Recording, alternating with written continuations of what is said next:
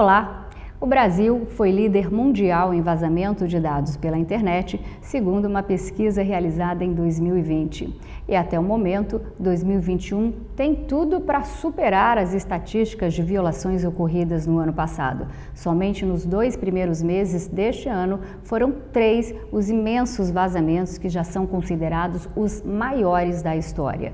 Num dos episódios, o CPF de 233 milhões de brasileiros, inclusive de pessoas já falecidas, foram parar na Deep Web, a parte da internet que não pode ser encontrada por buscadores como o Google.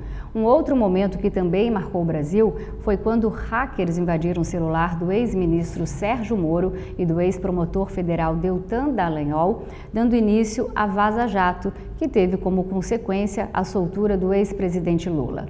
É claro que não podemos nos esquecer onde tudo começou, nos Estados Unidos.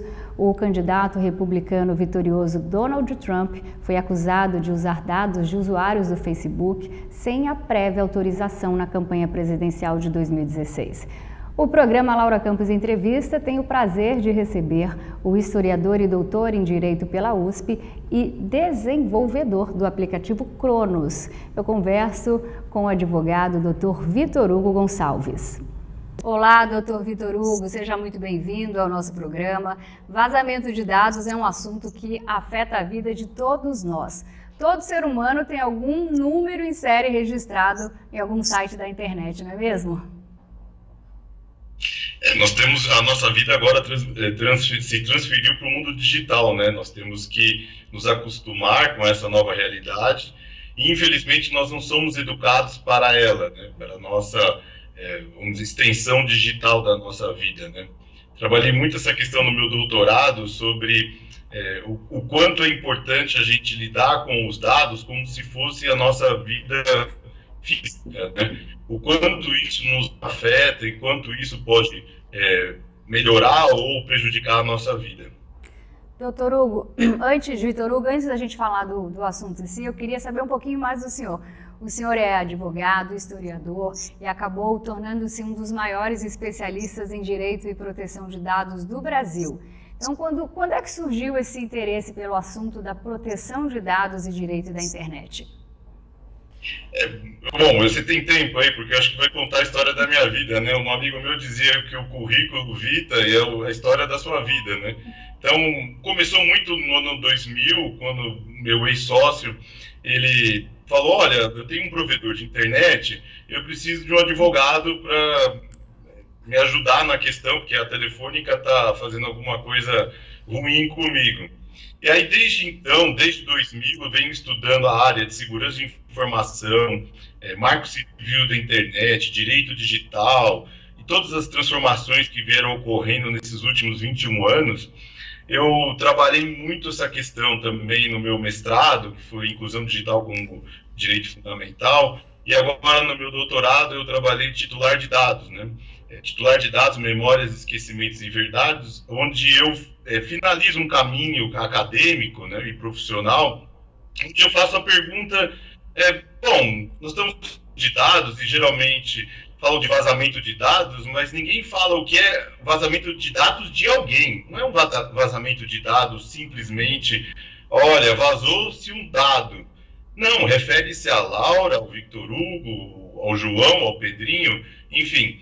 Quando nós falamos sobre vazamento de dados, sempre está faltando um sujeito, né? E aí eu comecei a trabalhar no meu doutorado, esse sujeito, que é o titular de dados, né? A LGPD criou um novo sujeito de direitos, que é o titular de dados. Então, nessa falta, né, nessas discussões que estão acontecendo não só no Brasil como no mundo, né, não existe nenhum trabalho que olhe para o sujeito, que somos nós. Então, o vazamento de dados, né, o grande desafio são as autoridades e as pessoas entenderem que se referem a nós, né? E isso, para mim, é muito importante, porque você dá um contexto humano para esse estado de coisa. Vazaram 1 milhão de dados. Não, vazaram informações privadas de 1 milhão de pessoas. É exatamente isso que eu queria perguntar. Exatamente isso que eu queria perguntar para o senhor. O que é que são dados? Que a gente ouve, vazou dados, né? Mas o que é que são dados? São todas as informações que se referem, que você pode identificar ou seja identificável alguém. Por exemplo, estou numa festa e tem só uma pessoa de camiseta amarela. E eu falo, olha, a pessoa de amarela é chata. Nós não vamos saber, eu não falei o nome dela, mas pelo contexto eu consigo identificar que aquela pessoa de camiseta amarela é a pessoa a qual eu me refiro. Então, quando você identifica Laura, Victor Hugo, é um dado pessoal. Quando você pode identificar no meio de outras informações em volta e que seja específico a um grupo ou a uma determinada pessoa, tudo se refere a dados pessoais.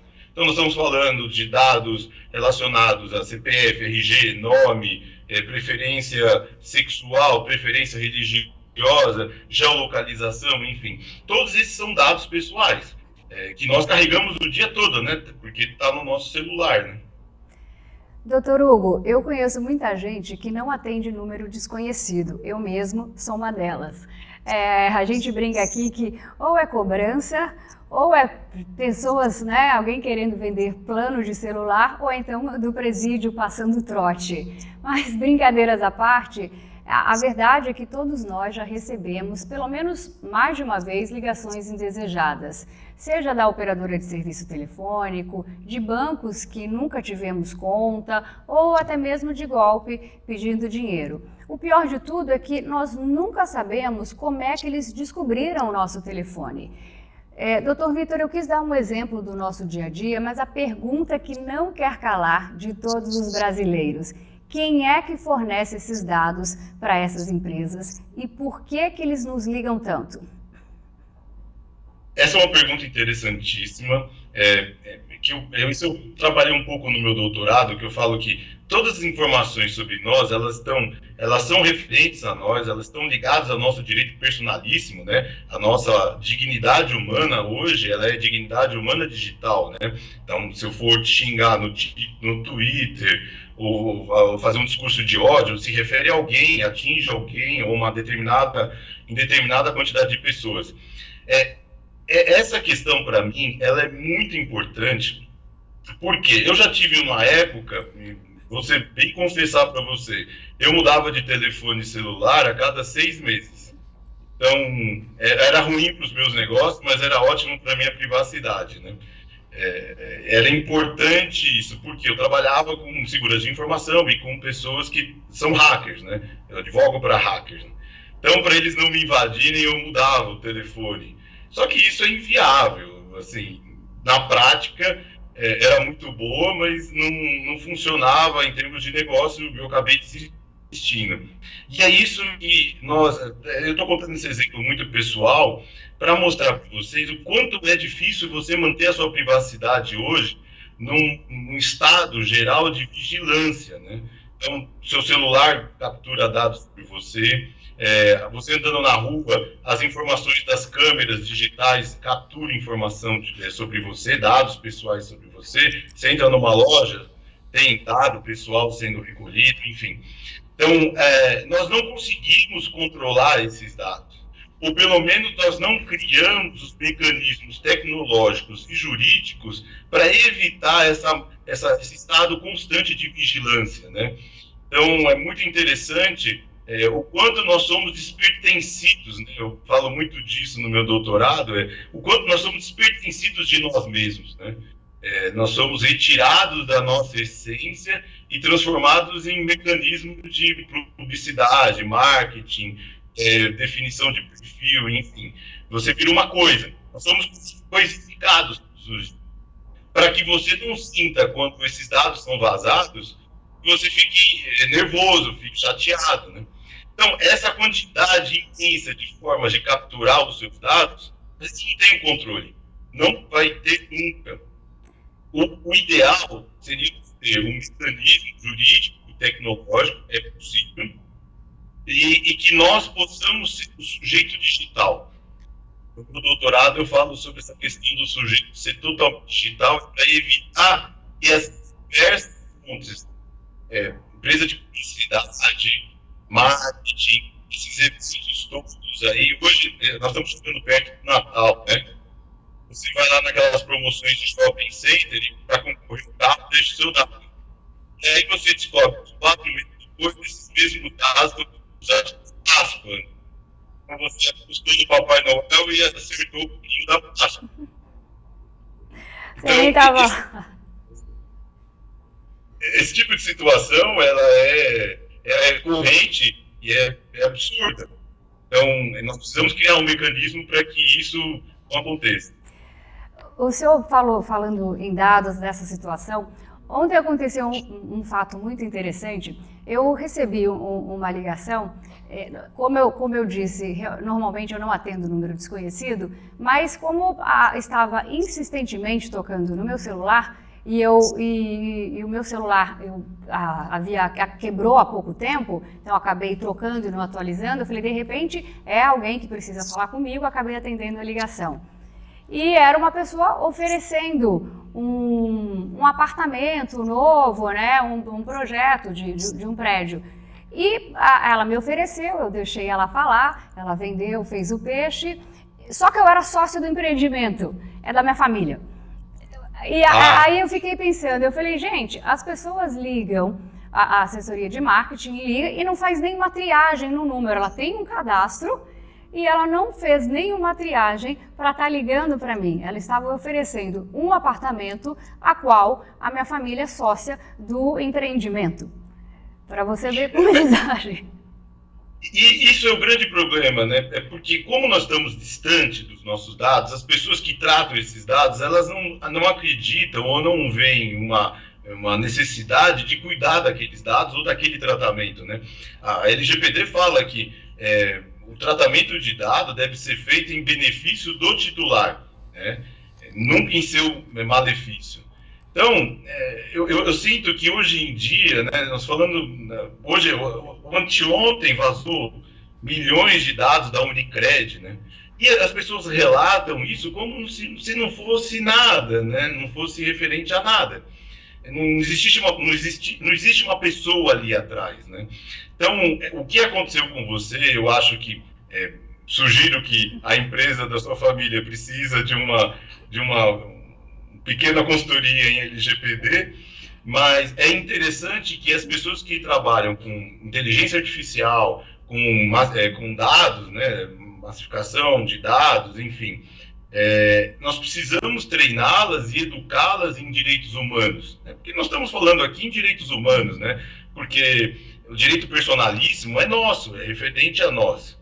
Então, nós temos que educar as pessoas para entender que existe, de outro lado, um ser humano, uma pessoa que vai ser afetada por isso. E você, mesmo sendo parte do negócio, você ficou indignada. Como você não analisou o meu dado e não colocou como sócio? Esse é o grande erro. Doutor Vitor, hoje em dia é muito comum, né, como o senhor disse no começo do programa, estamos vivendo na era online, né? É muito comum que você precise passar os seus dados para fazer compras, utilizar serviços e outras atividades corriqueiras, como o uso de redes sociais. Uma coisa que particularmente me incomoda muito é que algumas lojas, elas nos obrigam a preencher um cadastro, né, com uma ficha enorme contendo informações pessoais. Muitas vezes eu me sinto desconfortável, né, porque eu não gosto de passar os meus dados pessoais e também porque eu me preocupo em dar minhas informações e elas acabarem sendo usadas de forma indevida. Então, eu como consumidor, eu sou obrigada a preencher esse cadastro com toda a minha vida, da hora que eu nasci até o dia de hoje? Bom, se a empresa que você for está fazendo isso, ela está errada, né? Porque existe o princípio da minimização dos dados, né, na LGPD. Se ela está cadastrando uma corrente enorme de dados pessoais, primeiro o negócio dela não sabe o que está fazendo com esses dados, né? Porque você, para abrir um cadastro, você não precisa mais do que o telefone e o e-mail da pessoa, né? O nome dela, né? Talvez o CPF, né? Como chave para os bancos de dados. Mas tem um problema no negócio, você não precisa juntar um monte de informação. A não ser que você tenha um cartão de crédito. Aí sim, se você tem um cartão de crédito na loja, é interessante e é necessário uma série de dados. Mas, por exemplo, o dado biométrico não é necessário. Você não precisa cadastrar dado biométrico e eu estou vendo um monte de lojas, departamentos, bancos e outras instituições que recolhem os dados biométricos e eu sou, né? Ah, mas é para fraude bancária, é uma exceção que tem na LGPD. Não justifica, tá? Então, todo recolhimento de dados ele tem que ter uma finalidade, ele tem que ser necessário, ele tem que ser adequado.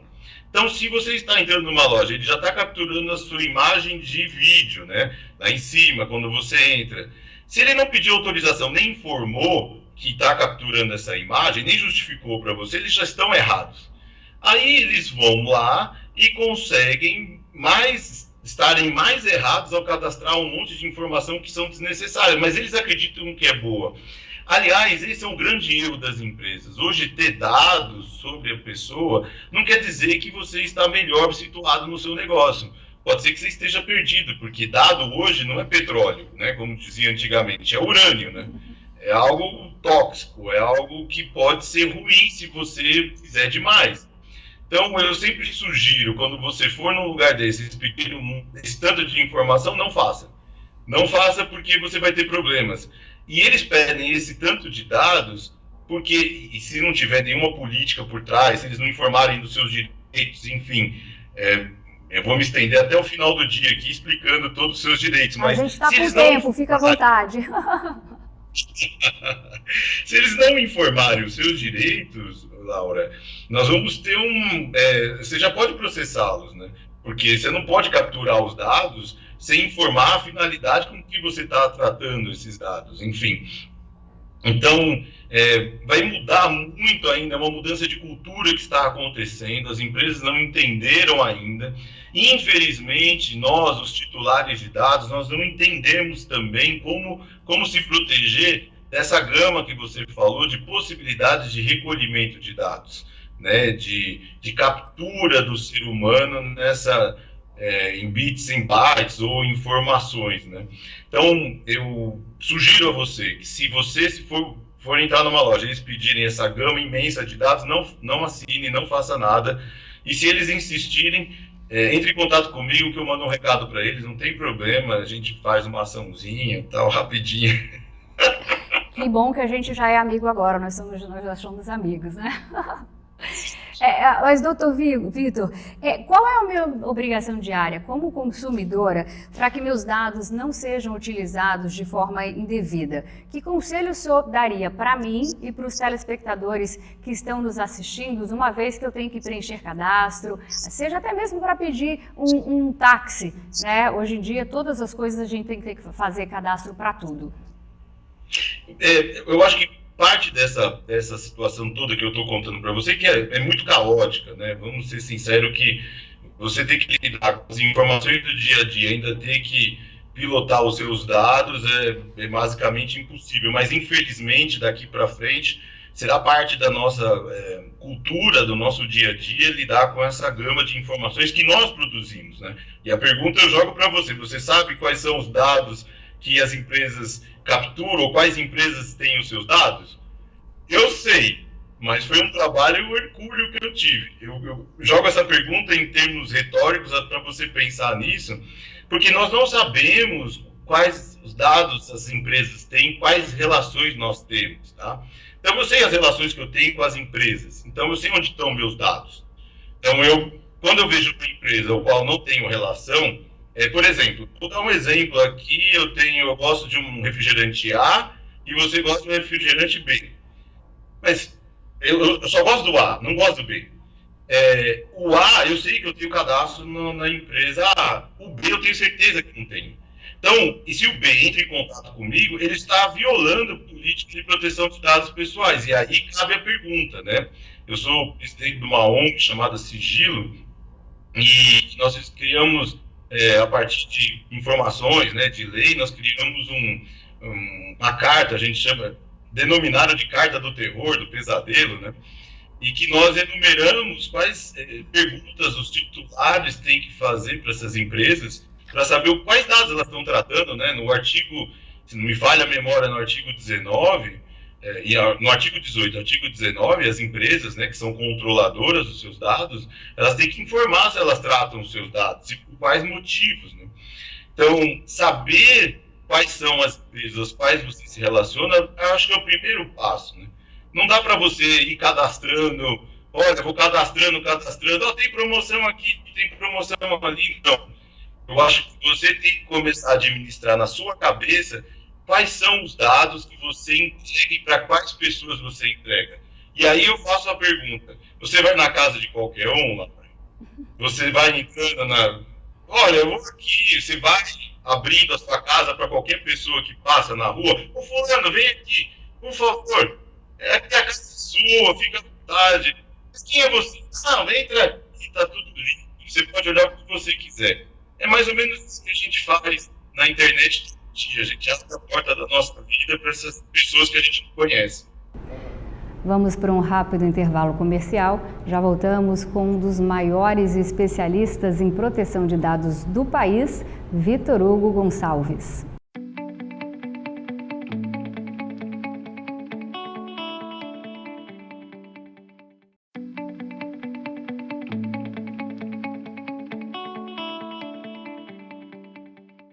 Voltamos com o programa Laura Campos Entrevista. Hoje eu estou conversando com este advogado e historiador que se dedica à proteção de dados dos usuários na internet. Eu recebo o Dr. Vitor Hugo Gonçalves. Dr. Vitor, no bloco anterior o senhor estava falando que também tem uma ONG chamada Sigilo e eu sei que o senhor também desenvolveu um aplicativo chamado Cronos. Queria que você contasse um pouquinho para a gente sobre essas duas coisas, né? Aplicativo e também a ONG que o senhor é presidente. O Cronos teve uma ideia principal, foi do Everton Cruz, o meu sócio, né? E a gente conversou sobre a questão do sujeito digital, né? E ele desenvolveu juntamente com a esposa dele, né? Há 2 anos atrás. A gente se conhece há um tempo, né? A gente vinha conversando sobre essa questão de você ter os seus próprios dados, né? Eu utilizei isso muito no meu doutorado, de você ser dono dos seus dados, né? Então, eu vejo um futuro que você, no seu celular, você vai ter todas as informações necessárias. Não ficarão mais essas informações com os bancos, com as seguradoras ou com as empresas com que você se relaciona. Ela só vai acessar os dados que estão com você por um determinado período de tempo, usar, já devolve para você. Então, baseado mais ou menos nessa ideia, né, nesse caminho que eu coloquei no meu doutorado, o Cronos trabalha nesse sentido.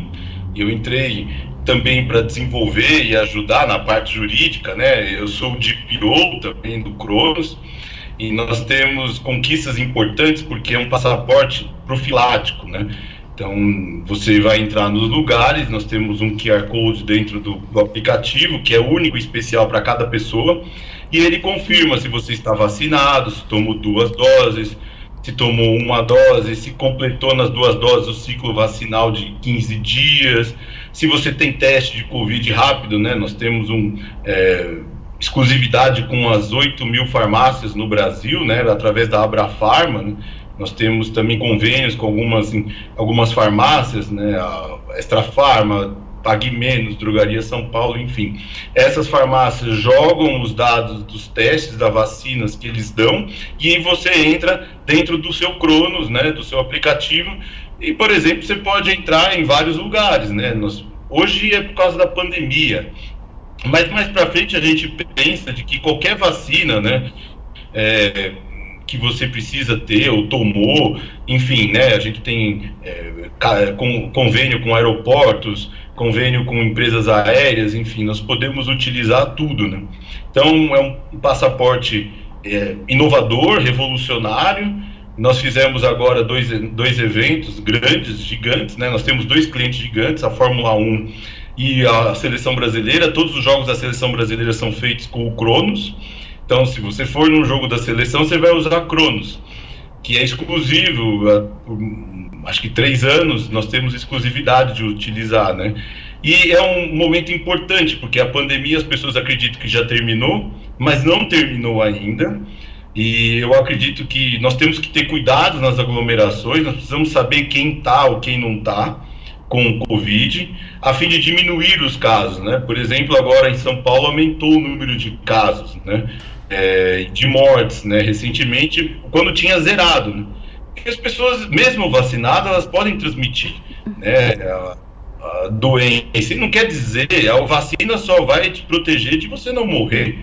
E as pessoas que não tomaram ou que só tomaram uma dose estão em risco.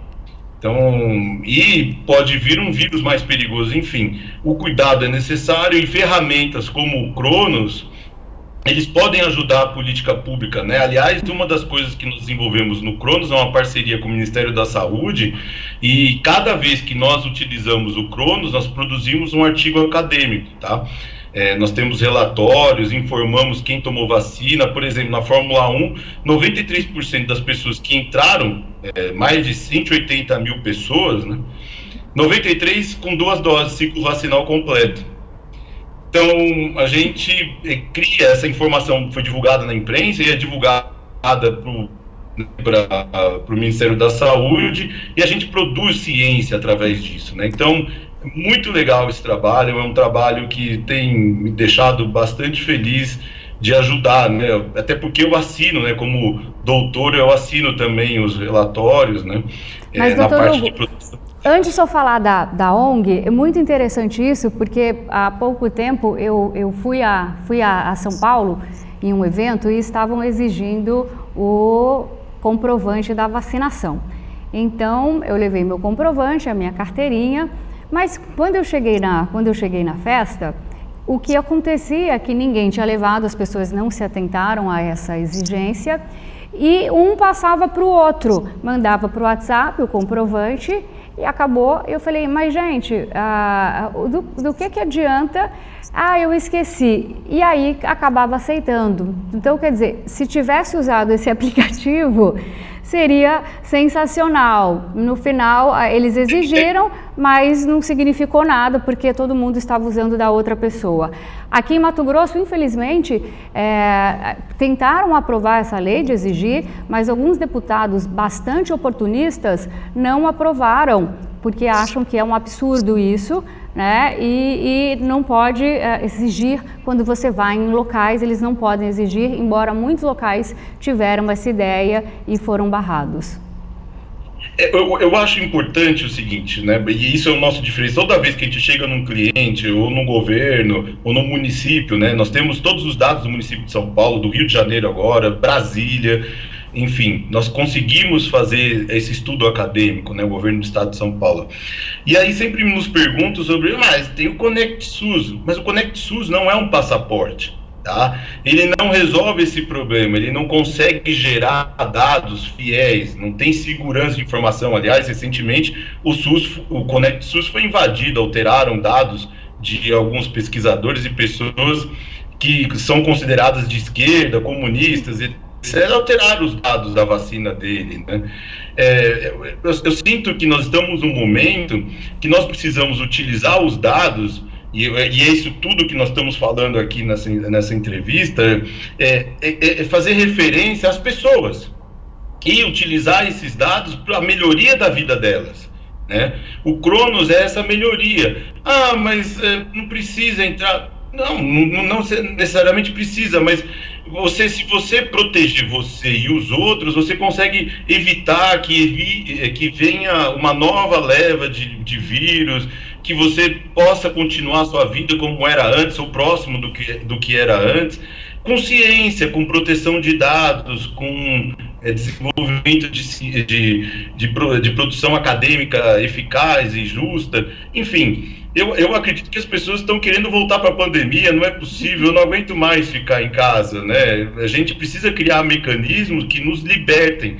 E só através de aplicativos como o Cronos ou outros parecidos que nós vamos ter essa liberdade de volta. Então, quando eu vejo um discurso dessas pessoas que você falou, desses deputados, né, que são a favor da liberdade, na verdade é uma falácia, porque eles são a favor não da liberdade nossa, mas de uma prisão, porque eles vão prender a gente na pandemia pro resto da vida, né? Então, esse passaporte é muito útil para a nossa vida, nossa saúde. Eu acho importante isso, sempre destacar isso, né? Nós estamos fazendo agora Stock Car, o Carnaval de Salvador, do Rio de Janeiro, enfim, as pessoas começaram a entender a importância disso. Né?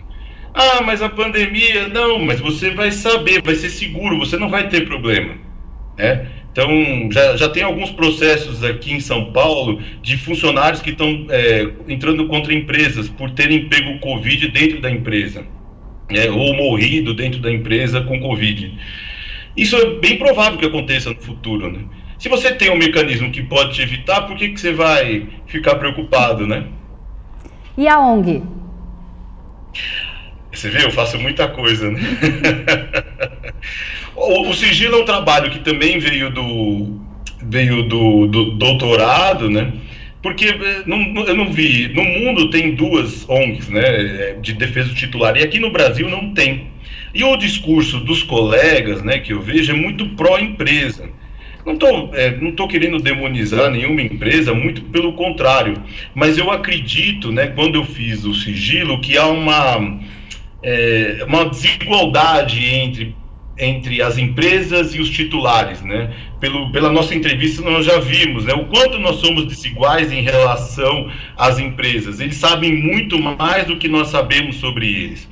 Então, não é demonizar, né? Porque quando você critica a empresa, né, existe aqui no Brasil uma intenção, uma situação meio esdrúxula, né, de você está criticando a empresa, está demonizando a empresa. Muito pelo contrário.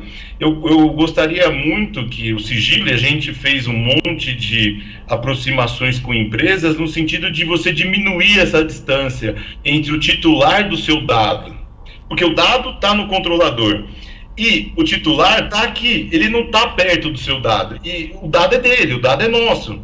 E eu gostaria, com o sigilo, da gente fazer essa aproximação entre o titular e o controlador e criarmos um ambiente de uma cultura de proteção de dados seja melhor, mais saudável, e que nós possamos ter empresas como Cronos e outras tantas envolvendo negócios na área, enfim. Eu gostaria que as pessoas mudassem a mentalidade, né? Mas é meio difícil, né? Devagarinho a gente chega lá. Já que o senhor está falando de proteção, o assunto aqui, o primeiro bloco foi bastante de vazamento, mas eu queria também abordar um pouquinho sobre proteção de dados, porque nesse momento em que os nossos dados pessoais são utilizados para fazer praticamente tudo, é muito importante isso que você falou, como nos proteger. Então, no ano passado, inclusive, aconteceu a regulamentação, né, de um marco muito importante no setor. Entrou em vigor a Lei Geral de Proteção de Dados, a LGPD, que o senhor já citou várias vezes aqui, para garantir mais transparência às informações coletadas por empresas públicas e privadas. O que é que muda para nós, cidadãos, com essa nova lei? Laura, o interessante é que a LGPD, lógico, ela é uma lei mais completa, que tem um procedimento, um processo próprio. Mas antigamente, não vamos nos esquecer, o Marco Civil da Internet já falava sobre essas mesmas coisas, ou assuntos parecidos, objetos parecidos do que a LGPD já trata. Então, o Marco Civil da Internet, eu não sei por que cargas d'água aconteceu isso, mas ele acabou ficando num limbo e num ostracismo que eu escrevi um livro sobre o Marco Civil da Internet, comentado, né, tentando trazer as pessoas para essa realidade, né, e já estava lá, muitos dos procedimentos já estavam lá, que estão agora na LGPD. A lógica, a LGPD trouxe todo um sistema novo, tal, mas o Marco Civil da Internet, já desde 2014, já regula sobre o que é dado pessoal, compartilhamento de informação, exclusão de dados, justificativo de coleta, mecanismo de segurança de informação, já está tudo lá. O problema é que não era do interesse, ou não sei o que aconteceu, não entrou no hype, que deu, mas o Marco Civil já falava sobre isso, esses mecanismos já eram para terem sido colocados. Só que a LGPD entrou com a possibilidade de uma multa de 50 milhões e as pessoas se assustam, né? Mas isso já estava no Marco Civil, no artigo 12, já fala que você pode ter as suas atividades suspensas se você tratar os dados de forma equivocada ou fora de conformidade com a lei. em muitos assuntos elas são concorrentes, né? Porque a única diferença da LGPD é que a LGPD ela trata dados pessoais no âmbito digital e no analógico, né? A gente acha que só digital é dado. Não. Quando você anota no seu papel aqui, que você está fazendo as anotações, isso é dado pessoal, isso é tratamento de dado pessoal. Então, nós temos que ter uma política para isso. O Código de Defesa do Consumidor já tratava sobre dados pessoais no artigo 43, a Constituição Federal já tratava, a Lei de Cadastro Positivo desde 2011 já falava sobre dados pessoais, e mesmo assim as pessoas tomaram consciência agora. E eu acho que nós temos aqui um problema, que é um vácuo institucional muito grande em relação à proteção de dados no país, né? Falta uma cultura ser criada e as pessoas entenderem a importância disso. Chegou a hora de mais um rápido intervalo comercial. Daqui a pouco a gente volta com o historiador, advogado e idealizador do aplicativo Cronos, Vitor Hugo Pereira.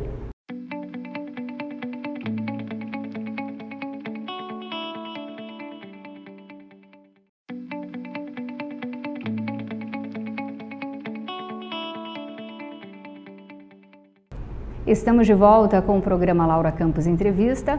Aqui comigo, o advogado especialista em direitos dos usuários na internet, Vitor Hugo Pereira Gonçalves. Doutor Vitor, no bloco anterior, você estava falando de quantas pessoas já tiveram dados vazados na internet. E aí, eu me recordei que há alguns anos a atriz Carolina Dickmann teve fotos íntimas roubadas do seu computador. A atriz, inclusive, chegou a ser chantageada pelos bandidos e, infelizmente, viu suas fotos, né, na net. Bobeou, tá na net. Doutor Vitor, eu uso esse caso para ilustrar dramas sofridos principalmente por mulheres que são chantageadas por hackers ou até mesmo ex-namorados em virtude de conteúdo íntimo roubado. Qual o melhor caminho para uma vítima desse tipo de delito? Que direito ela tem caso aconteça caso parecido? Assim, nós estamos trabalhando essa questão da humanização dos dados, né, aqui durante essa entrevista toda, né, e logicamente as exclusões que existem no mundo real, elas são duplicadas no mundo digital, né? As mulheres, os negros, os homossexuais, os LGBTQ+, enfim, todos eles sofrem uma exclusão ainda maior de internet. Então, o que eu digo sempre para clientes, amigos e colegas de trabalho, né? Se você for fazer uma coisa dessa, faça e pense muito se você vai fazer. Se você tiver certeza que aquela pessoa é confiável, que a situação é segura, é você ter ciência de que quando você fizer uma situação dessa, que você esteja firme e forte e preparada para as consequências, né, que eu acho que é importante. Eu vejo que essa nova geração não liga mais tanto quanto a nossa geração, né, a nossa não, eu vou falar a minha, não a sua, né, Laura, que é mais nova, mas a minha geração, ela se preocupava mais com privacidade. As pessoas de 20 a 30 anos, elas não se preocupam tanto assim. Não quer dizer que a privacidade não exista, mas o range da privacidade ele é muito maior, né, é muito menor do que o nosso, né? Eu fico preocupado quando vejo o meu celular sendo usado por outras pessoas que eu não dei. Imagine foto, né? Mas esses jovens, como eles nasceram na época do celular e de outras situações, eles passam a vida deles muito conectados, né? A erotização deles é a partir do celular, a vida, relação pessoal, os amigos, enfim, redes sociais, afirmação enquanto pessoa. Então, é um pouco difícil você evitar essa situação por uma deficiência geracional. A única coisa que eu peço é que use criptografia, tente confiar nas relações com quem você tem do outro lado, não sair espalhando, e que se houver alguma consequência, esteja preparado a aceitar, né? Porque efetivamente, quando né, como você falou, se cai na net, não tem muito o que você fazer, né? A gente chama até um efeito Barbra Streisand, né? Que quando você, às vezes, né, você vai entrar com uma ação contra a pessoa que vazou o dado, fica pior a situação, porque as pessoas vão ficar lembrando, o fulano, o ciclano, né? Mais ou menos como foi o caso do Neymar, né? O caso do Neymar foi um caso desse, e a situação foi escalonando, e ele botou foto, tirou, enfim. É melhor, às vezes, você ficar, é que nem o mineiro, né? O mineiro fala para você ficar bem quietinho e tal. É a única sugestão que eu tenho, porque o controle sobre essa massa, a sua privacidade, ela é muito cara, tá? Tem um custo muito alto, tecnicamente, né? Um perito, eu tenho uma equipe de perícia, uma perícia não sai por menos de 10 mil reais num celular ou numa situação como essa. É muito caro. Não é todo mundo que pode pagar por isso. A indiferença é o melhor remédio. Não mande, né? Eu vou falar assim, não mande. Não faça isso.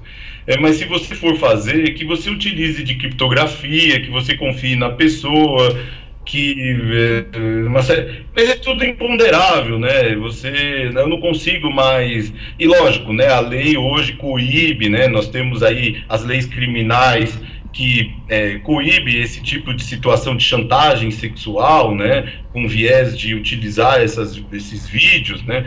Hoje aquele jogador de futebol Benzema foi condenado a 1 ano de cadeia por utilizar esse tipo de chantagem, né, através de videotape, né, sexual contra um colega de campo, né.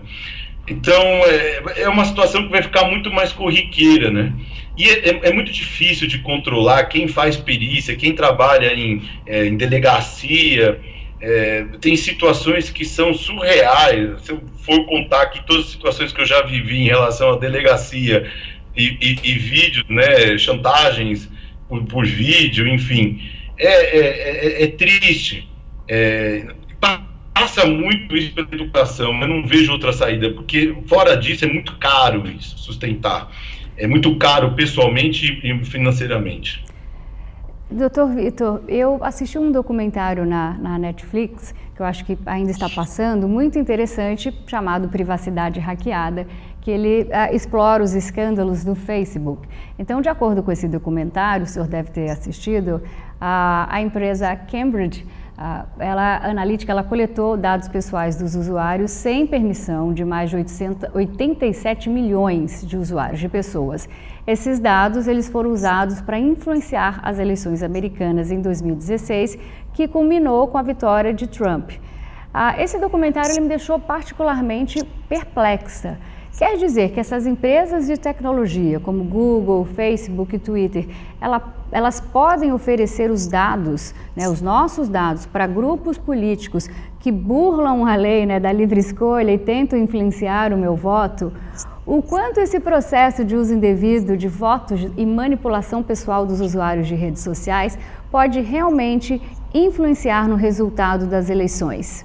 E também eu queria saber, eu como mero usuário, o que é que eu posso fazer para me defender?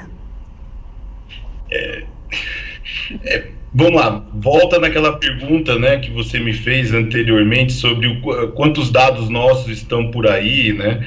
As redes sociais controlam, né, as grandes redes, né? Nós estamos falando das big techs, né? Google, Amazon, Facebook, Twitter e Microsoft, essas são as big techs, tá? Eles têm o controle sobre os nossos dados biométricos, nossos dados pessoais sensíveis e não sensíveis, enfim, eles têm acesso a tudo, tá? E até hoje, não vi um governo sequer questionar isso, né? É como se fossem estados à parte, né? Então, essa situação do Cambridge Analytica é só a ponta de um iceberg que nós não conseguimos controlar e ainda não conseguimos ter acesso. Porque mesmo essas bases, tendo o volume que tem, a importância que elas têm, elas são consideradas privadas, né? No meu doutorado, eu defendi a ideia ideia de que essas big techs, essas grandes empresas de internet que recolhem muitos dados, né? E não estamos falando só dessas que eu citei, tem outras muito grandes, estamos falando Serasa, Experian, e outras desse porte. Eles recolhem muitos dados sobre nós, eles têm muita informação sobre nós e nenhum controle, tá? E é isso a minha crítica em relação à NPD e outras autoridades de proteção de dados no mundo, são poucas que têm coragem de enfrentar esse esquema, né, de uso de dados, né, de colheita de dados para ganhar dinheiro em cima de nós. Então, e o governo brasileiro hoje, a política atual é uma política de liberdade para esse tipo de situação, né? Até porque essa política deu vitória ao candidato, né, na eleição de 2018, né? E nada foi feito até agora para evitar esse tipo porque o poder das redes sociais, só para dizer como é que eles fazem, né? Eles trabalham com engajamento, né? Então, basicamente, você fica numa bolha, né? Você é enclausurado como numa jaula, e você só recebe a informação que você quer, né? Eu não sei se você assistiu Laranja Mecânica. Também. Eu me sinto... Laranja Mecânica é ótimo filme, ótimo livro, né? E aquela cena que botam a pessoa que fica com o olho aberto, é mais ou menos isso. A gente não tem em relação a esse tipo de situação. E eu vou entrar num esquema bem mais específico. As crianças, elas não têm o preparo emocional, psicológico, intelectual para enfrentar as redes sociais. O aumento de suicídio por causa do Instagram é gigante nos Estados Unidos e no Brasil. Porque as pessoas veem aquelas outras... os influencers, né, que é uma coisa também que... Acho que o mundo é perfeito, né? Que a vida é maravilhosa, que todo mundo é feliz o tempo inteiro. E é difícil, e fala, ele tem, eu não tenho, né? É um padrão estético absurdo, um padrão financeiro surreal, enfim. E essa pessoa que era antigamente muito distante de nós, né? Imagine você saber que o Antônio Emílio faz na mansão dele, né? O dono do Safra. Antigamente era impensável isso, né? Hoje em dia as pessoas milionárias elas estão no TikTok, no Twitter, vão para Dubai, vão para Bali, enfim. Você sabe disso em tempo real, isso é um absurdo. E as pessoas não estão preparadas para isso, elas não entendem, você é descontextualizado de uma questão estrutural de que você não vai ter capacidade de fazer isso. E as pessoas, quando tem um choque de realidade, elas são jogadas num abismo profundo de total desespero e desesperança, e elas acabam se matando, e os jovens não estão preparados para isso. Nós não estamos. Nós, adultos, mesmo com todo o preparo, não estamos. Imagine uma criança. E, doutor Vitor, o senhor concorda, então, que o presidente Bolsonaro ele usou da mesma artimanha, né, do Donald Trump para se reeleger aqui no Brasil? Nossa, foi perfeito. Aliás, eu até falei para amigos em 2017, eu lembro, eles falam para mim, você é evidente. Não, não é. Quem pesquisa a área, em março de 2017 eu falei... para vários partidos, para vários clientes e várias pessoas que aí ia acontecer a mesma coisa que aconteceu na eleição norte-americana e acontecer no Brasil e que já estavam havendo movimentos no mesmo sentido. E as pessoas estão totalmente despreparadas para entender esse movimento. Como você explica, como é que você mexe com aqueles sentimentos puros, né, de família, aquelas coisas universais, né, aquela machuca, né, olha, ele está mexendo comigo, é uma fake news, né. E a fake news, ela trabalha com esses universais, né, esse senso comum, para tirar a pessoa do dia a dia dela, para ela acreditar. Como o candidato mamadeira de piroca, não sei o que, são coisas absurdas, mas que você fala assim, e deu certo, e as pessoas foram enganadas. E aí você fala assim, nós estamos vivendo uma situação que Freud diria que nós estamos vivendo uma psicologia infantil, né? As redes sociais nos infantilizaram. E é triste isso. O quanto nós estamos desprevenidos para tudo isso. E tratamento de dado, e esse trabalho que nós fazemos, essa discussão que nós estamos tendo agora, nos permite reflexionar sobre uma posição de mundo que você fala assim, peraí, eu quero me autodeterminar como pessoa, eu quero entender essa situação e me relacionar através de coisas concretas, através da verdade, né? Tanto que um dos princípios que eu falo que são implícitos na LGPD é o princípio da verdade, que norteia toda a Constituição brasileira e todo o ordenamento jurídico, e que é importante hoje. Estabelecimento de um procedimento de verdade nós não temos. E é tão necessário você estabelecer isso para ter uma sociedade mais saudável, plurima, mais saudável. Doutor Vitor, é fato que as empresas gigantes de tecnologia do Vale do Silício, as Big Techs, elas têm muito mais poder político e receita do que a maioria de muitos países do mundo. Durante a pandemia da Covid, em virtude da disseminação de fake news, muitos usuários foram banidos ou suspensos do ambiente virtual por algumas dessas empresas. O caso mais famoso foi do ex-presidente Trump, lá no Twitter, em virtude de falas anti-vacinas. Doutor Vitor, se as Big Techs têm o poder de banir do seu ambiente virtual um ex-presidente da República dos Estados Unidos, que é a maior potência mundial, né? Quem é que controla o poder das Big Techs? Quais são os direitos e os deveres de uma Big Tech, né, em relação ao consumidor brasileiro? Nós estamos aí num dilema que eu tratei também no meu doutorado, que que eu já falei um pouco sobre isso aqui na entrevista, mas que eu acho que é importante colocar. Esses bancos de dados privados, eles não são mais privados, eles têm função pública, né? O próprio Obama já disse que nós deveríamos tratar essas Big Techs como uma função pública, né? Mas só que a visão estadunidense sobre público é um pouco mais privado, né?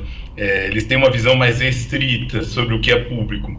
E eu acho que é importante a gente trazer essa noção do que é público, né? Então, no meu doutorado, eu trabalho muito a questão do tratamento de dados no aspecto público, que é a Lei de Acesso à Informação, e no aspecto privado, que é a LGPD, né? As duas, elas estão unidas agora. Aliás, a Lei de Acesso à Informação está fazendo 30 anos essa semana.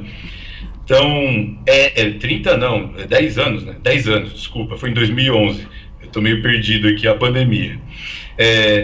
A Lei de Acesso à Informação, ela é muito importante, ela é necessária para a gente entender a função pública desses bancos de dados, né?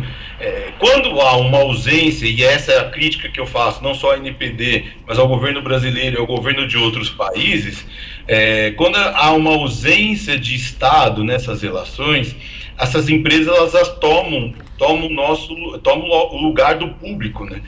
E elas determinam o que é público, o que é privado, através dos termos de uso delas, né? A Amazon tem um termo de uso de 100 páginas. Você leu esse termo de uso dela, Laura? Era isso que eu ia perguntar, o tal do cookie, né? E também a autorregulação, que a gente sempre põe aceito, concorda, e pronto, é mais fácil, ninguém vai ler, então você bota 100 páginas, você fica cada vez mais distante, e eles estão controlando isso, né? Eu acho que essa ausência de Estado, ela tem que acabar. É necessário que o Estado regule. Por exemplo, eu coloquei no meu doutorado que as redes sociais elas não podem bloquear o acesso a um organismo público, a uma base de dados pública. Uma rede social é uma base de dados pública. Então, o titular de dados tem o direito de não ser bloqueado nas redes sociais se não comete crime. Se não comete algo absurdamente ignominioso ou que seja preso tal, se não for por conta de crime transitado em julgado pelo Poder Judiciário brasileiro, ele não pode ser bloqueado. Ele pode ser suspenso por um determinado momento, mas ele não pode ser, nunca mais vai utilizar, né? Você tem que criar outros meios para que você faça com que o público encontre o privado e a gente chegue numa equação que seja importante para a verdade. E é isso que eu estava falando para você na última pergunta que você trouxe, que nós precisamos criar procedimentos de verdade. Não existem procedimentos de verdade, né? Por isso que o meu doutorado, o nome é Titular de Dados, Memórias, Esquecimentos e Verdades. Porque nós temos que produzir a verdade. A verdade vem de um estabelecimento nosso. Ela não vem de Deus. Ela vem de regras. Olha, eu acredito que a combinação do amarelo com o vermelho dá laranja. É produzido cientificamente, é uma verdade. Pronto, nós estabelecemos isso, que o vermelho com o amarelo dá laranja, isso é uma verdade. E quem é daltônico pode enxergar vários tons de laranja, enfim. Mas a verdade é essa. Nós temos que criar esses procedimentos de verdade. Há uma ausência significativa do Estado. Porque antigamente quem fazia esses procedimentos de verdade era o Estado. Era o Estado a nossa luz, o nosso farol de procedimento de verdade. Isso se perdeu. Ele delegou para terceiros. Ele delegou um princípio jurídico estatal para o Google, para o Facebook, enfim. E nós, titulares, nós somos jogados às traças para esses esquemas e de produção de dinheiro, né? Não sei se você leu sobre o Facebook Papers. É uma coisa assim ignomiosa, assim, para dizer uma palavra pomposa e que poucos vão entender, para que eu não fale um palavrão, porque o que eles fazem com o titular de dados nas redes sociais, em termos de psicológicos, de engajamento, de dominação da mente da pessoa, para ganhar dinheiro, para engajar, para a pessoa gerar mais dinheiro para eles, é absurdo. Não passaria em nenhum Estado sério, né? Então, essa delegação de competência que o Estado vem fazendo nos últimos tempos é algo pernicioso, é algo que nós devemos lutar, é algo necessário para nós, para os nossos negócios, porque essas empresas, eles escolhem os concorrentes e os vitoriosos. Então, se você falar em livre comércio, livre concorrência, livre iniciativa privada, não existe para essas empresas. É livre iniciativa privada para quem eu gosto. Então, isso vai para a política... Os meus amigos, né? Para mim, olha, eu sou amigo da Laura, eu vou botar a Laura mais tempo no ar, eu vou trazer a Laura para mais pessoas, enfim, eu vou ajudar. Então, é isso que está acontecendo, e o espaço é público. Sendo um espaço público, ele tem que ser igualitário. As pessoas que têm que aceder até aquele programa, até aquela pessoa, enfim, até aquela informação. E hoje em dia é o contrário. Eles escolhem por nós. Essa capacidade, né, quando me falaram, né, quando fui estudar filosofia, eles falaram, todo ser humano tem a capacidade do livre-arbítrio. Eu vou colocar uma vírgula agora, menos nas redes sociais. Não existe livre-arbítrio nas redes sociais. Então, quem fala que está defendendo a liberdade hoje é uma pessoa que não entende como é que funcionam celulares e redes sociais. Porque você não tem, tudo que você tem menos é livre-arbítrio. Vamos para o último intervalo comercial. Já já nós estamos de volta com o advogado e historiador Vitor Hugo Gonçalves.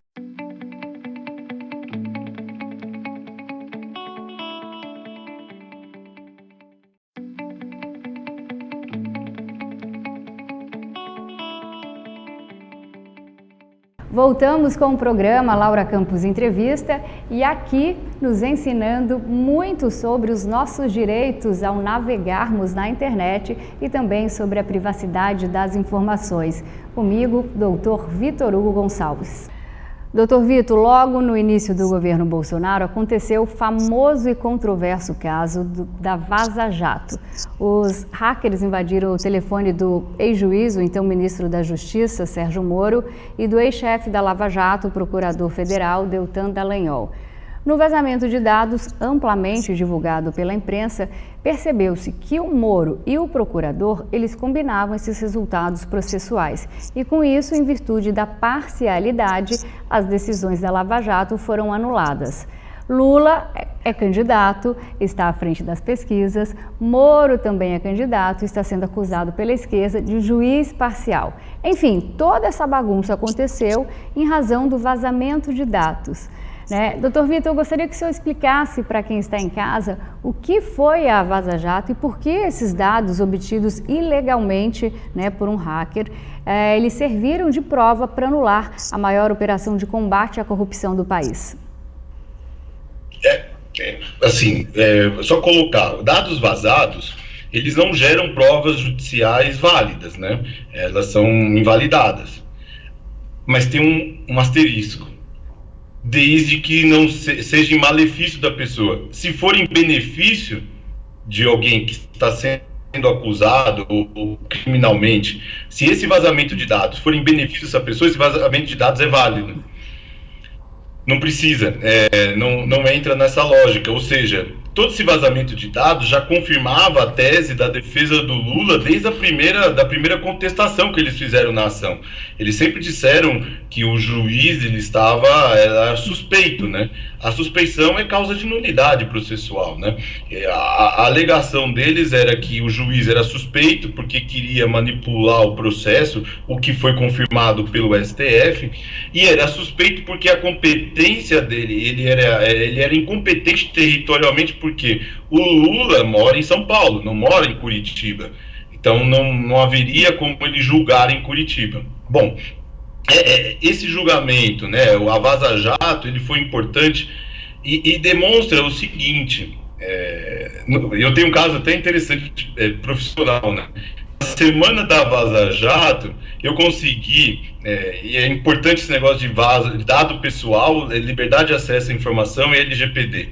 Eu fui contratado por uma cliente, e a cliente estava nervosa, preocupada, chegou para mim e falou assim: doutor, meus dados estão na internet, eu não consigo arrumar emprego, a situação está crítica, estou na Lava Jato e ninguém quer me contratar porque acha que eu sou investigada, mas eu estou dentro de uma petição. E eu fui conferir, era verdade, ela não era indiciada, nem ré, em nenhum processo da Lava Jato, mas ela era secretária de um dos réus. E uma das conversas gravadas entre ela, ou depoimentos, estava nesse processo. E esse processo, o Google puxava o nome dela pelo processo da Lava Jato. E ela, quando fazia a pesquisa do nome dela na internet, saía o nome dela como no processo da Lava Jato. Olha, investigada Lava Jato. Né? Não investigada, mas estava investigado aqui e o nome dela aqui. Então, as pessoas não contratavam ela, porque achavam que ela estava envolvida em corrupção, enfim, né? A Lava Jato tinha esse toque.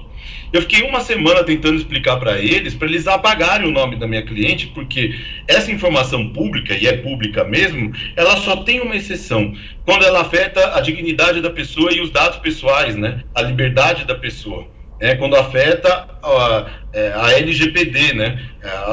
Ela não é pública desde que ela identifique uma pessoa específica e prejudique-a, né? Então, nesse caso, eu demorei uma semana para explicar para a Lava Jato que eles deveriam apagar o nome da minha cliente das petições, porque ela não era indiciada, não era ré, não era nada, ela estava na petição e isso estava prejudicando ela, né? Isso era um vazamento. E agora ela está empregada. Agora ela está empregada, olha só. Por conta disso, olha só que coisa. Então, e na época, na Lava Jato, eu falei, olha, vocês têm um inúmero problema, tem vários problemas aqui de vazamento de informação. E eu já sabia que algo poderia acontecer nesse sentido, tá? Eu estou confessando a primeira vez em público isso, porque eu falei para o pessoal da Lava Jato, na época, eu falei assim, vocês têm problemas, vocês não conseguem produzir mecanismos de segurança de informação. E eu sei que há um problema generalizado aí.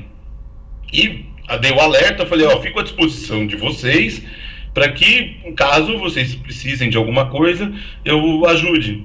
Dia seguinte saiu a Vaza Jato. E eu nem sabia da Vaza Jato, eu sabia das coisas que eu pesquisei para minha cliente por conta desse vazamento. Por que foi um vazamento? Porque não foi pensado por eles. Eles não tinham procedimentos de tratamento de dados corretos. Eles não sabiam avaliar a Lei de Acesso à Informação e a LGPD. Eles não poderiam entender o que estava acontecendo lá. E foi por isso que eles caíram. E isso não só vai atacar a Lava Jato, como qualquer empresa, né? Hoje na sua empresa pode acontecer isso, na Coca-Cola acontece, na Microsoft, no shopping e na vizinha que deixa escapar que está saindo com outro vizinho. Enfim, esse tipo de informação a gente tem que ter uma preocupação. Nós precisamos criar mecanismos de segurança para nós no nosso dia a dia, né? Temos 2 celulares, sabemos separar o profissional do pessoal. Em Portugal agora acabou de sair uma lei que o empregador não pode acessar o trabalhador fora do horário de trabalho. Está proibido. Então, esse tipo de separação entre na nossa vida vai ter que ser feito, né? Hoje nós fazemos tudo no mesmo lugar. Então, isso está errado. E, infelizmente, os nossos organismos públicos e privados ainda não estão preparados para esse tipo de debate, tipo de questionamento, né? Eles vão falar que você está tentando criar alguma nulidade, né? Uma vez eu fiz uma crítica para um desembargador, né, num debate. E eu falei que o senhor está equivocado, né? Porque vocês estão fazendo aqui, por exemplo, o Poder Judiciário, não sei se você sabe, mas não tem cadeia de custódia para as provas digitais, né? E se for fazer uma perícia, o Poder Judiciário não garante a autenticidade e a inalterabilidade do documento digital, porque eles não têm um lugar específico para você guardar as provas para poder fazer perícia. Não existe nem procedimento de perícia em sistemas informatizados no Brasil, né? Já cobrei o CNJ, já cobrei vários órgãos do Poder Judiciário, mas ninguém tratou isso. Como é que você vai dar uma sentença verdadeira se você não consegue nem estabelecer uma cadeia de custódia válida e justa entre as pessoas e as partes? Então, aí ele falou assim: mas você está tentando fazer aqui, criar nulidades, doutor. Não vem aqui, o trabalho do tribunal é ótimo. Eu falei assim: olha, eu respeito muito o senhor, mas tecnicamente o senhor está equivocado. Está criando nulidade, eu não quero mais conversar com você. Bom, nós estamos vivendo esse tipo de momento. O que falta hoje nós não temos procedimentos adequados de produção de verdade. Então, falando nisso, né, não temos procedimentos, eu pergunto, porque o assunto do momento hoje é a chegada da tecnologia 5G aqui no país. O Brasil ele está loteando a rede 5G, um dos maiores investimentos em infraestrutura de comunicação do mundo. Estados Unidos e China estão numa briga acirrada pelo mercado brasileiro. Os Estados Unidos, eles acusam as empresas de dados da China em compartilhar dados com o Estado chinês. E o governo brasileiro relutou muito em abrir esse mercado de 5G para as empresas chinesas, mas no final das contas, elas estão no páreo e são uma forte concorrente.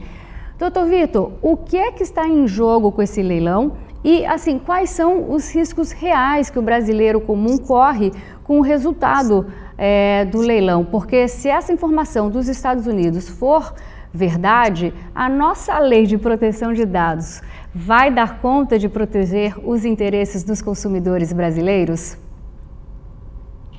Eu vou fazer uma pergunta, Laura, não é retórica, mas é uma pergunta. As empresas que a gente está falando aqui, as Big Tech, são de qual país? Olha, vou perguntar para o como é que a gente chama, para o colegiado. São todas os Estados Unidos. Todos os Estados Unidos, né? Todos os Estados Unidos. A nossa infraestrutura de telecomunicações sempre leva direto aos Estados Unidos. Você sabia disso? Uhum. Que todos os estados, quando você acessa a internet, ela passa invariavelmente pelos Estados Unidos. Isso há mais de 20 anos.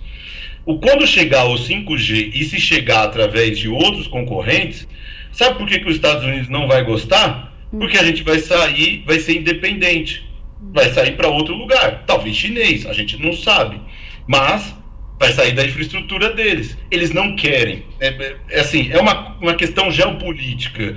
Os Estados Unidos não querem que o Brasil saia da dependência deles. Eles não querem que a NSA não tenha mais acesso à infraestrutura de telecomunicações do Brasil.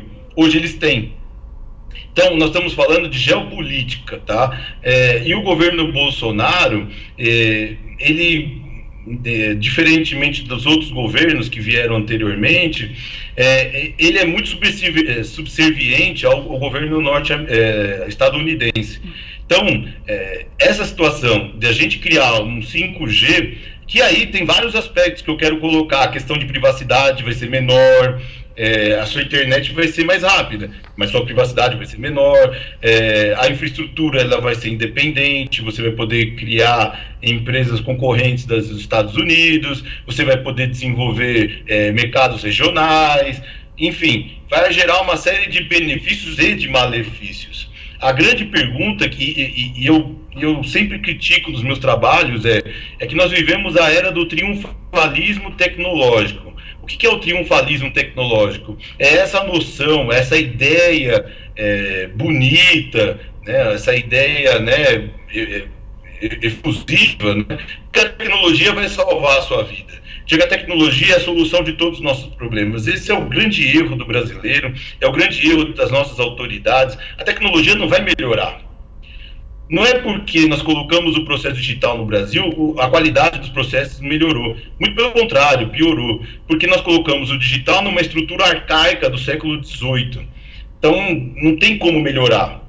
Se você não mudar a estrutura, a organização administrativa, o processo digital apenas vai escancarar o desequilíbrio, a exclusão e a má formação de juízes, de desembargadores, enfim. A tecnologia não vai melhorar, gente. A tecnologia ela pode até piorar. Então, esse triunfalismo tecnológico tem que ser enfrentado todo dia no Brasil. O 5G não vai melhorar o brasileiro. Aliás, é bem provável que piore. Mas se não tiver uma ideia por trás, o que falta para nós, independentemente de ser de direita ou de esquerda, azul, amarelo, etc., a gente não tem uma ideia de país. O que nós queremos ser daqui a 20 anos? Né? Em 2000, quando eu comecei a estudar a área, saiu o livro branco, livro verde, o livro branco da Coreia do Sul. A Coreia do Sul fez um planejamento de 20 anos. Eu li aquele livro branco e falei, nossa, isso aqui é sensacional. Hoje é uma potência, né? O pessoal não sabia nada, hoje é uma potência. A educação... Isso, a Coreia do Sul em 2000 era a mesma coisa que o Brasil, era menor que o Brasil. Era menor.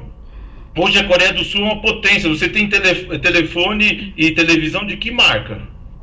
Não é brasileira. É coreano. Sim. Então, o carro é coreano, o trem é coreano, enfim. Isso aí é um projeto de 20 anos que foi feito em 2000. Sendo que a gente tinha, o governo Fernando Henrique fez um em 98, muito bom também, mas nós não seguimos esse projeto. Esse projeto foi descontinuado pelo próprio governo Fernando Henrique, que deveria estabelecer isso para que o próximo governo fizesse algo parecido. Então a gente não tem um projeto de nação, a gente não tem um projeto de país. Então se vier o 5G para o Brasil, eu tenho minhas dúvidas e as minhas sinceras dúvidas de que não vai acontecer nada, vai piorar. Olha só, nós estávamos falando aqui no intervalo do PIX, né? E eu falei que aumentou o latrocínio em 60%, né? Latrocínio é roubo seguido de morte, né? Então as pessoas estão sequestrando, os ladrões estão sequestrando as pessoas e transferindo quantidades gigantescas, né? Até R$500 mil já foi transferido. Eu vi um dia no Datena, né? Eu treino na academia e fico vendo Datena. E aí... E eu escrevi um texto há 1 ano e meio atrás, no Sigilo, informando para o Bacen, né, que o Bacen é o grande responsável, que o grande risco desses pagamentos, né, porque a gente teve um período seguinte, conforme a moeda foi se digitalizando, os roubos, né, os latrocínios foram diminuindo. Por quê? Você não anda mais com dinheiro, eu não ando com dinheiro, você não anda. Então, se você não anda com dinheiro, vai assaltar banco. Então, o aumento de assaltar banco foi significativo nesse período. Então, por quê? Porque você não é um risco, você não anda com dinheiro, o ladrão não vai atrás de você. Agora com o Pix ele fala assim, esse cara anda com o banco na mão dele, eu vou assaltar ele, não o banco. Então diminuiu o assalto a banco. Então, eu escrevi um texto e expliquei que o risco, a segurança física do titular, do usuário dos aplicativos, seria aumentado. E aí avisei o Banco Central, avisei as pessoas de que isso ocorreria. E nesse período morreram mais de 200 pessoas só por conta do Pix, por conta do aumento de latrocínio. E a pergunta que eu faço é, o Bacen vai ser responsabilizado pelas essas mortes? A FEBRABAN vai ser responsabilizado pelas essas mortes, sendo que já era previsível que tal situação acontecesse? E somente agora eles criaram mecanismos que estabelecem algum tipo de proteção para quem vai ser sequestrado? Então, é esse risco da tecnologia. Nós temos essa visão triunfalista tecnológica que nos o binúcleo. Porque os ladrões também evoluem, né? Ele vai acompanhar, ele vai dar um jeito de atingir o objetivo. Então, acompanhando a tecnologia para ele conseguir assaltar, né? Seja no banco ou seja via Pix. Eu acho que é isso que é o estranho. As pessoas sabem disso. Isso era previsível num país como o Brasil. É só você olhar o histórico.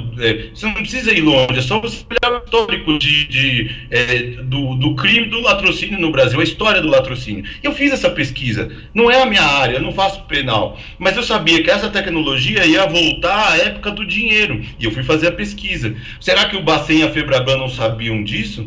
Será que os governos estão aí tão despreparados para... mas a tecnologia vai melhorar. Lógico que é muito bom o Pix, mas eu não aconselho a ninguém. Da forma como é estruturado hoje, eu sou uma vítima ambulante. Então, meu corpo está sendo colocado em risco por conta de dinheiro. Por conta de uma política que foi criada por bancos para eles maximizarem o lucro. Então, nessas perspectivas, Laura, que eu gostaria de fazer esse alerta aqui em relação a qualquer tecnologia, 5G, inteligência artificial, a gente vai entrar em várias outras tecnologias e eu vou sempre dizer para você, vamos analisar os aspectos negativos, vamos analisar a confluência dessa tecnologia na realidade nossa. Porque a realidade brasileira é muito diferente da realidade norte-americana, é muito diferente da realidade europeia. Então, nós precisamos nos proteger e nós precisamos criar algo nosso. E eu sinto essa ausência de Estado, principalmente nos últimos 6 anos. Doutor Vitor, infelizmente o nosso programa chega ao fim. Eu poderia passar a noite inteira falando com você desse assunto. Eu adorei, mas o tempo acabou. Eu espero que o senhor volte mais vezes aqui para a gente continuar papeando sobre o uso da tecnologia. E muito obrigada pela entrevista e pela companhia, por falar esse assunto tão fundamental que é a proteção de dados. Laura, eu gostaria de agradecer o convite, agradecer a oportunidade, é sempre bom, né, a gente discutir e trazer isso, né, porque não adianta nada você acumular conhecimento e não puder reparti-lo, né. Então, eu fico aqui à vontade, à disposição de vocês para qualquer momento, é só vocês me chamarem, vai ser muito bom trabalhar com vocês de novo. Vou mandar meu currículo para a vaga de estagiária. Combinado. E para você que está nos acompanhando, obrigada por estar comigo até agora. Continue ligado na programação da TBO, a TV que você se vê.